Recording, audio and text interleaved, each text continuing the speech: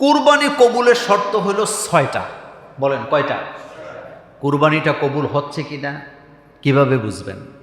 কুরবানি কবুলের শর্ত 6টা। প্রথম কথা হলো ইখলাসের সাথে কুরবানি করতে হবে আল্লাহ পাকের খুশির জন্য।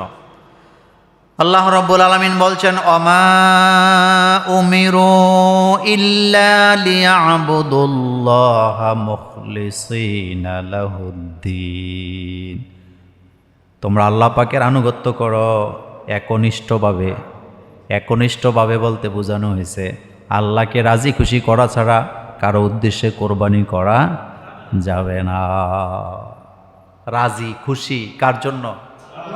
গোস্ত খাওয়ার জন্য নয়, মানুষকে দেখানোর জন্য নয়, মানুষে বলবে বড় গরু কুরবানি দিছে এগুলোর জন্য নয়, বরং কুরবানি দিবেন কার জন্য?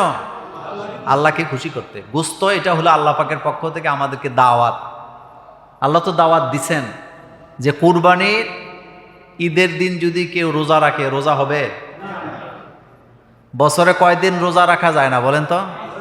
5 দিন। মাশাআল্লাহ, আপনারা জানেন। তাইলে ওমা উমিরু ইল্লা লিয়াবুদুল্লাহ মুখলিসিনা লাহুদ্দিন, ইখলাসের সাথে কি করতে হবে? গোলামি করতে হবে। হুনাফা ওয়া ইউকিমুস সালাতা ওয়া ইউতুজ যাকাত ওয়া যালিকা দীনুল কাইয়্যিমা। ইবাদত, নামাজ কায়েম, যাকাত, সঠিক দিন, এটাই হচ্ছে সঠিক দিন করতে হবে আল্লাহ পাকের জন্য। কুল ইন্না সলাতি ওয়া নুসুকি ওয়া মাহইয়ায়া ওয়া মামাতি লিল্লাহি রাব্বিল আলামিন। কার জন্য করতে হবে কুরবানি? 2 নাম্বার, কুরবানি করতে হবে রাসূল কারীম সাল্লাল্লাহু আলাইহি ওয়াসাল্লামের সুন্নাহ অনুযায়ী। রাসূল যেভাবে আদেশ করেছেন, রাসূল যেভাবে কুরবানি করেছেন সেভাবে করতে হবে। আমাদের দেশে একটা ভুল আছে, এই ভুলটা হলো আমরা অনেক সময় বলি অমুকের নামে কুরবানি। নামে কুরবানি না পক্ষ থেকে কুরবানি? আব্দুর রহিম আব্দুর রহমানের নামে কুরবানি নয়, আব্দুর রহিম আব্দুর রহমানের পক্ষ থেকে কার নামে? এই কথাটা ব্রেনে রাখবেন। 7 জন আর 5 জন 6 জনে কুরবানি দেয়, নাম লিস্ট করে একেবারে অমুকের নাম, বাপের নাম, মানে আল্লাহ বোধহয় জানে না কে কুরবানি দিতেছে। আল্লাহ জানে নাকি জানে না? এই যে নাম লিখতেছেন, লেখে আবার হুজুরের হাতে ধরায়া দেয়, হুজুর আবার এটারে তেলাওয়াত করে। তেলাওয়াত করার মধ্যে দোষ নাই, কিন্তু দোষটা যেই জায়গায় সেটা হলো কোনো ব্যক্তির নামে কুরবানি হয় না, কুরবানি হয় ব্যক্তির পক্ষ থেকে। কার নামে? আল্লাহ পাকের নামে। 3 নাম্বার, কুরবানি কবুলের শর্ত হলো হালাল টাকা দিয়ে কুরবানি দিতে হবে। গোশের টাকা পাইয়া বড় গরু কুরবানি দিছে, কুরবানি হবে না। হারাম টাকা, চান্দাবাজির টাকা, গোশের টাকা, সুদের টাকা দিয়া যারা কুরবানি দিবে তাদের কুরবানি কবুল হবে না। আরেকটা কথা মনে রাখবেন, যে ব্যক্তি হারাম খায় তার কোনো ইবাদত কবুল হবে? এই লোক জান্নাতে যাইতে পারবে? আল্লাহ নবী বললেন, লা ইয়াদখুলুল জান্নাতা জাসাদুন গুযিয়া বিল হারাম। যে ব্যক্তি হারাম খাদ্য খায়া নিজের শরীরের রক্ত মাংসগুলা তৈরি করে, ওই লোকেরা আল্লাহর জান্নাতে প্রবেশ করতে পারবে না। লা ইয়াদখুলুল জান্নাহ জাসাদুন, ওই শরীর আল্লাহর জান্নাতে যেতে পারবে না। গুযিয়া বিল হারাম, যার খাদ্য ছিল হারাম, নিজের ছেলে মেয়ের রক্ত মাংস তৈরি করছে গোশের টাকা দিয়া, হারাম টাকা দিয়া, ওই দেহ আল্লাহর জান্নাতে যেতে পারবে না। কত বড় মারাত্মক কথা। এরপরে 4 নাম্বার, কুরবানি কবুলের আরেকটি শর্ত হলো এমন পশু দ্বারা কুরবানি দিতে হবে যা শরীয়ত নির্ধারণ করে দিছে।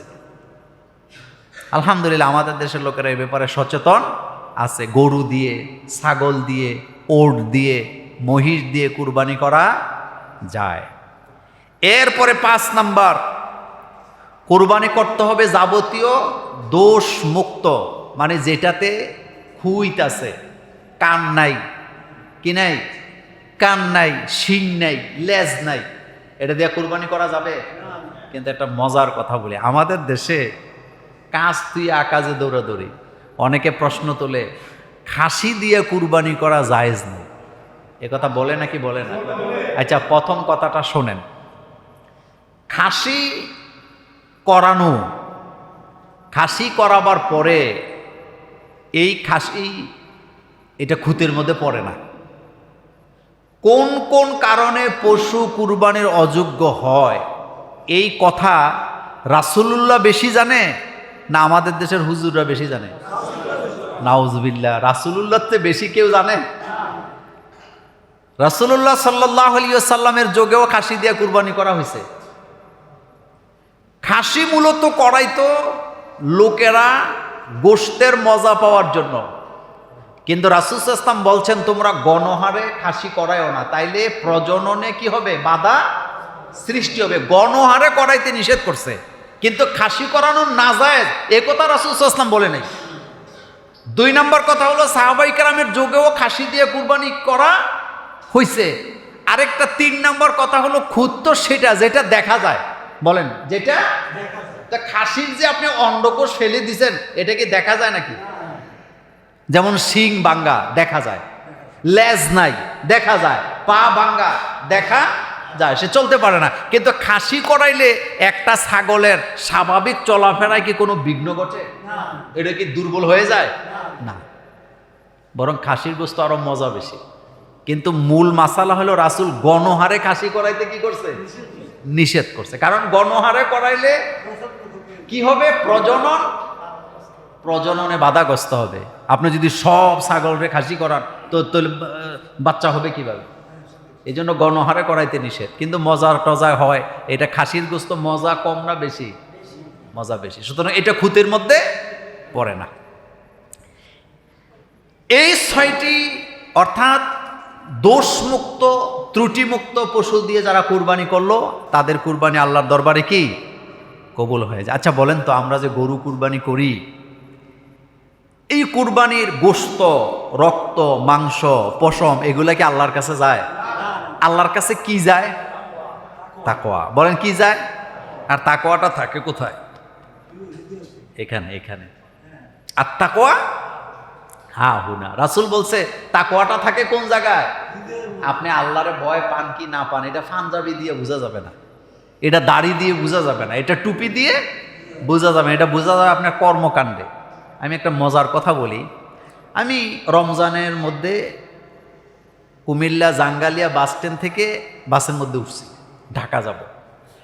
দাউদকান্দির পরে র্যাবের লোকেরা গাড়ি থামাইছে চেকপোস্টে, বাস ভর্তি মানুষ, এসি বাস।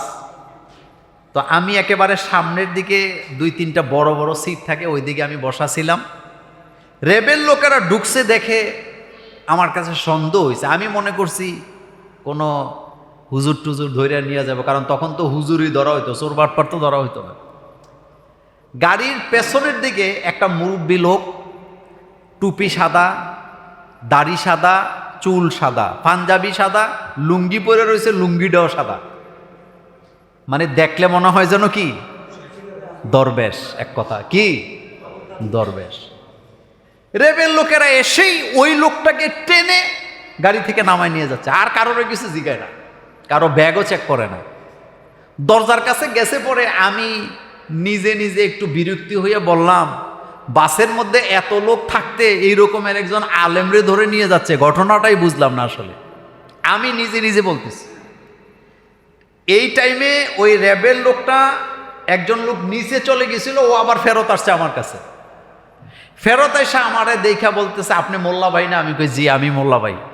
কয় হুজুর আপনি যারে আলেম বলতেছেন হেতে আসলে আলেম না, হেতে ইয়াবা ব্যবসায়ী। হেতে কি ব্যবসায়ী? কয় মানুষকে ধোকা দেওয়ার জন্য সেই পোশাকটা পরছে। কথা কিন্তু সত্য। রাসূল সাল্লাল্লাহু আলাইহি ওয়াসাল্লাম কোরআন হাদিসের কোথাও বলেন না, আল্লাহ আল্লাহ রাসূল এই কথা বলেন নাই যে পোশাকের মধ্যে তাকওয়া। তাকওয়া মূলত কোথায় থাকে?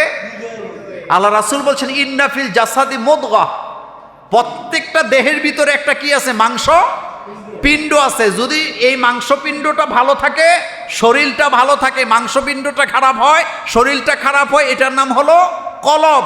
আর মানুষের মধ্যে আল্লাহ ভীতি, আল্লাহর ভয়টা মূলত কলবে থাকে। এটা জামা কাপড় দিয়ে কখনো প্রমাণ হয় না। দাড়ি রেখা সুদের ব্যবসা করে এরকমের লোক আসেনি? দাড়ি রাখার পরে গোশ খায় এরকমের লোক আসেনি? দাড়ি রাখার পরে মানুষের উপরে জুলুম করে এরকম লোক আসেনি?